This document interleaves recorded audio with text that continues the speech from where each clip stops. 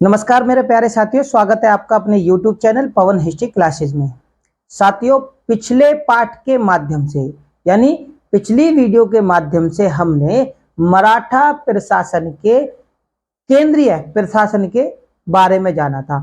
यानी मराठा साम्राज्य था और उसके केंद्र प्रशासन के बारे में हमने पिछली वीडियो के माध्यम से जाना था। यानी प्रशासन से संबंधित इसका पिछला पार्ट केंद्र से। अब जो हम जानेंगे वो मराठा प्रशासन यानी मराठा साम्राज्य के अंतर्गत मराठा साम्राज्य में जो उनका प्रशासन था, प्रांतीय प्रशासन एक हो गया केंद्रीय।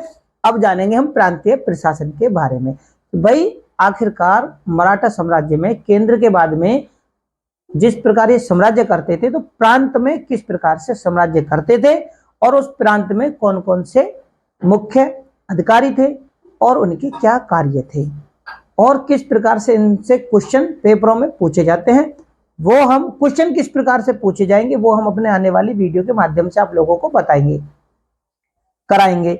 तो मेरे प्यारे साथियों, चैनल नया है, इसे ज्यादा से ज्यादा लाइक, शेयर और सब्सक्राइब करें। तो देरी ना करते हुए शुरू करते हैं मराठा प्रशासन। तो मराठा प्रशासन की अगर बात करें तो मराठा साम्राज्य के अंतर्गत इसके प्रशासन को दो श्रेणियों में बांटा गया था शिवाजी ने। कौन कौन से थे भाई वो? एक था स्वराज्य। स्वराज्य कौन से क्षेत्र थे? स्वराज्य वो क्षेत्र थे जिन पर मराठाओं का सीधा अधिकार था, जो उनके सीधे अधीन थे। अब दूसरी श्रेणी क्या थी? दूसरी श्रेणी वो थी जिन्हें मुगलाई कहते हैं। स्वराज्य को क्या कहते हैं? मुल्क ए कदम, मुल्क एक किदम्बी बोला जाता है, कदम्बी। ठीक है। अब मुगलाई श्रेणी कौन सी थी? मुगलाई वो श्रेणी थी यानी वो क्षेत्र थे जो मुगलों के अधीन थे या बीजापुर साम्राज्य के अधीन थे। ठीक है। उस समय दक्कन में दो ही शक्तियां थी, मुगल और बीजापुर, और तीसरी मराठा। अब वो जो क्षेत्र थे तो वो मुगल और बीजापुर के अधीन, लेकिन उनसे चौथ कौन वसूलता था? तो मराठा वसूलते थे। तो इस प्रकार से इनका प्रशासन जो था केंद्रीय और प्रांतीय दो श्रेणियों में विभक्त हो गया। ठीक है। अब इस प्रशासन के अंतर्गत इनके कुछ अधिकारी भी थे और उन अधिकारियों की सहायता के लिए भी कुछ अधिकारी थे। ठीक है। जो प्रांतीय प्रशासक अधिकारी थे उनको सरकारकुद कहा जाता था, प्रांतीय प्रशासन को। ठीक है। तो इनके बारे में थोड़ा जान लेते हैं क्योंकि इनसे ही संबंधित क्वेश्चन पेपरों में ज्यादातर पूछे जाते हैं और प्रांतीय प्रशासन से इनके बाहर कुछ नहीं पूछा जाएगा। तो प्रांतीय प्रशासन, इसकी दो श्रेणियां थी। एक था स्वराज्य जो कि मराठों के अधीन थी और दूसरी थी मुगलाई जो कि मुगलों के या अन्य शासकों के अधीन थी, जैसा कि मैंने अभी आपको इसका विवरण दिया। और इन प्रांतीय प्रशासकों पर जो शासन करने वाला था उस अधिकारी को कहते थे सरकारकुन। ठीक है। अब यहां के बाद में होता क्या है, मराठों के जो प्रशासन था वो कई भागों में था। जैसे कि आज का आधुनिक समय है, आधुनिक समय का मतलब है जैसे कि भारत है पूरा साम्राज्य, उसके बाद में राज्य बटे हुए हैं, राज्यों के अंतर्गत जिले आते हैं, जिलों के अंतर्गत तहसीलें आती हैं, तहसीलों के अंतर्गत गांव आते हैं, और सबसे छोटी इकाई गांव या सबसे छोटी, मराठों में जो सबसे छोटी इकाई वो महल बोली जाती थी, हालांकि गांव सबसे छोटी इकाई होती है। ठीक है। तो इसमें क्या थे, सूबों को क्या कहते थे? मराठा साम्राज्य में सूबों को कहते थे प्रांत। ठीक है। उसके बाद में तरफ यानी तरफ या परगने, सूबे उसके बाद परगने, तरफ या परगनों को क्या कहते हैं? महल। याद रखना, महल कहते थे। अब शिवाजी ने क्या करा भाई? शिवाजी के बाद में जो उच्च अधिकारी थे पेशवा, तो पेशवाओं ने क्या करा, एक सचिवालय बनाया। कौन सा सचिवालय था? तो पेशवाओं ने जो सचिवालय बनाया वो बनाया पुणे में, और उस सचिवालय का क्या नाम दिया? हुजूर दफ्तर। हुजूर दफ्तर उसे कहा गया। अब क्या होता है, इनमें से कुछ ऐसे प्रांत थे यानी परगने थे इनके मराठाओं के, जिनमें देखो जो महत्वपूर्ण है उसकी जानकारी सबसे पहले लेंगे। जैसे कि कर्नाटक, कर्नाटक में क्या था, यहां का जो मराठाओं के अधीन जब कर्नाटक था तो यहां का जो सर्व सूबेदार था, सर सूबेदार, उसको अधिक अधिकार मिले थे, उसे सबसे ज्यादा अधिकार मिले थे। यानी मराठा साम्राज्य में अगर किसी परगने को या मराठा साम्राज्य के अंतर्गत किसी विशेष क्षेत्र को सबसे ज्यादा अधिकार दिए गए थे तो वो कर्नाटक को दिए गए थे। इसमें जो शासन करने वाला अधिकारी कौन कौन थे, तो मामलतदार और कामविजदार। अब जो पेशवा थे, इन परगनों पर यानी इन सूबों पर जो अपने अधिकारी नियुक्त करते थे, प्रांत अधिकारी, तो मामलतदार और कामविजदार को स्वयं नियुक्त करते थे, स्वयं उन्हें पद दिया करते थे।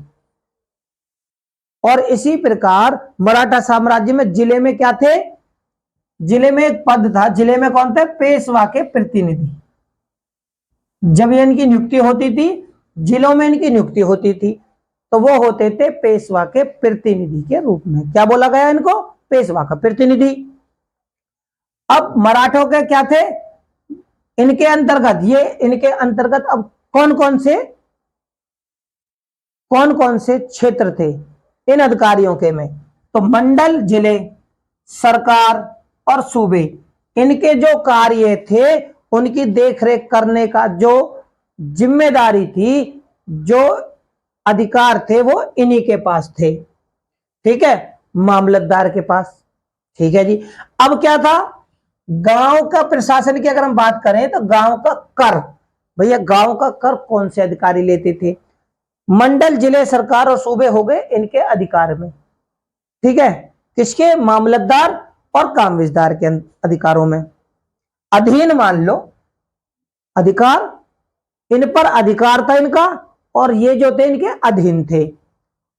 कर निर्धारण के अगर बात करें तो कर निर्धारण मामलतदार, कर निर्धारण कौन करता था, निर्धारण, गांव का कर निर्धारण जो मामलतदार था वो स्थानीय पाटिलों की सहायता से करता था। क्या, स्थानीय पाटिल, पाटिल कौन थे, गांव का प्रधान, एक तरीके से गांव का प्रधान था पाटिल, यानी गांव का जो अधिकारी था वो पाटिल था। इनके परामर्श से ही गांव से मामलतदार कर का निर्धारण करता था। और अब इस मामलतदार की देशमुख और देशपांडे, ये अन्य अधिकारी थे। कौन थे, देशमुख और देशपांडे। ये क्या, मामलतदार की, ये जो मामलतदार था ना, मामलतदार इस पर नियंत्रण करते थे। क्या करते थे, नियंत्रण करते थे मामलतदार पर। कौन, देशमुख और देशपांडे। ये मराठा प्रशासन के अधीन उच्च अधिकारी हैं। अब ये जो जमींदार थे, ये जमींदारों के वंशज थे। कौन थे भैया, वंशज, कौन से, देशमुख और देशपांडे, जो इन पर अन्य अधिकारी थे, ये जमींदारों के वंशज थे। इनको क्या करा था, ये तो ना जमींदारों के वंशज जो थे, मामला, ये तो हो गए अन्य अधिकारी, किसके, ये इनके मामलतदारों पर नियंत्रण करते थे। लेकिन ये जो जमींदारों के वंशज थे, ये थे पाटिल, पाटिल थे, इनको गांव से कर वसूलने का अधिकार था। ये कर वसूलने की अनुमति मराठा पेशवाओं ने भी और छत्रपति ने इनको दी थी। लेकिन इनको वेतन के बदले में क्या मिलता था, कि जो ये कर एकत्रित करते थे, यानी कर जो इकट्ठा करते थे, उसमें से कुछ अंश अपने लिए ये रख लेते थे। ठीक है ना। अब इनके ऊपर भी क्या था, इनको भी भ्रष्टाचार, इनको प्रशासन में भ्रष्टाचार को रोकने का जो कार्य था, क्या था इनका कार्य, प्रशासन में भ्रष्टाचार को रोकने का कार्य भी इनका था। ठीक है, बात करते हैं जिले की। तो जिले में क्या था, जिले में एक अधिकारी था कारकुन। क्या था, जिले का अधिकारी कारकुन था। जो कि विशेष घटनाओं का, अगर मराठा साम्राज्य में यानी जिले के अंतर्गत अगर कोई विशेष घटना घटित होती है तो उसकी जानकारी सीधे केंद्र को सूचित करने की जिम्मेदारी जो थी वो जिले के अंतर्गत एक कारकुन की थी। एक तरीके से ये मान लीजिए कि ये मराठाओं का, आज मराठाओं का क्या था, मराठाओं का एक तरह से मुखबर मानो इसे, कि कोई भी घटना घटी सीधे महाराज जिले में ये समस्या घट गई, तो ये कार्य इन्हीं का था। किसको देता है? केंद्र को सूचना देता था। जैसे पुराने वैदिक समाज में चले जाए या रामायण महाभारत में नारायण जी देखें, नारायण वो पूरे की खबर केंद्र को पहुंचाते थे। इसी प्रकार से ये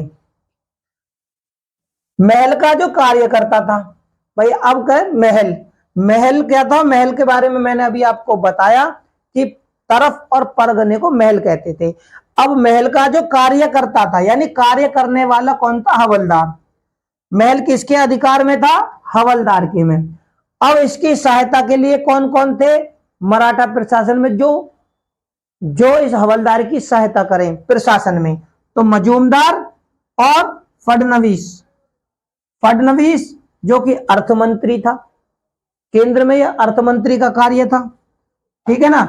तो ये हवलदार की सहायता करते थे प्रशासन से संबंधित जितनी भी